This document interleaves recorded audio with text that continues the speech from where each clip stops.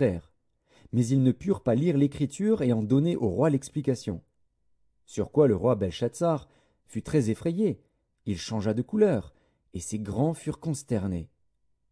La reine, à cause des paroles du roi et de ses grands, entra dans la salle du festin et prit ainsi la parole. Ô roi, vis éternellement.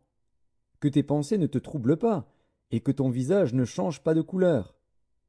Il y a dans ton royaume un homme, qui a en lui l'esprit des dieux saints.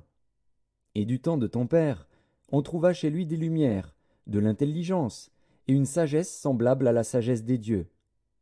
Aussi le roi Nebuchadnezzar, ton père, le roi, ton père, l'établit chef des magiciens, des astrologues, des chaldéens, des devins, parce qu'on trouva chez lui, chez Daniel, nommé par le roi Beltchatsar, un esprit supérieur, de la science et de l'intelligence, la faculté d'interpréter les songes, d'expliquer les énigmes et de résoudre les questions difficiles. Que Daniel soit donc appelé, et il donnera l'explication. Alors Daniel fut introduit devant le roi.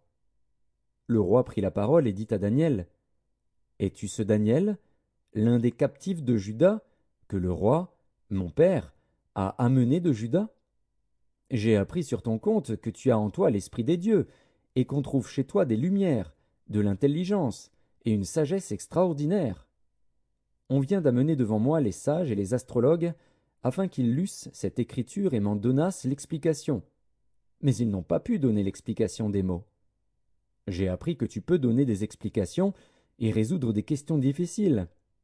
Maintenant, si tu peux lire cette écriture et m'en donner l'explication, tu seras revêtu de pourpre, tu porteras un collier d'or à ton cou, et tu auras la 3e place dans le gouvernement du royaume. Daniel répondit en présence du roi, garde tes dons, et accorde à un autre tes présents. Je lirai néanmoins l'écriture au roi, et je lui en donnerai l'explication. Ô roi, le Dieu suprême avait donné à Nebuchadnezzar, ton père, l'empire, la grandeur, la gloire et la magnificence. Et à cause de la grandeur qu'il lui avait donnée, tous les peuples, les nations, les hommes de toute langue étaient dans la crainte et tremblaient devant lui. Le roi faisait mourir ceux qu'il voulait, et il laissait la vie à ceux qu'il voulait. Il élevait ceux qu'il voulait, et il abaissait ceux qu'il voulait. Mais lorsque son cœur s'éleva et que son esprit s'endurcit jusqu'à l'arrogance, il fut précipité de son trône royal et dépouillé de sa gloire. Il fut chassé du milieu des enfants des hommes, son cœur devint semblable à celui des bêtes, et sa demeure fut avec les ânes sauvages.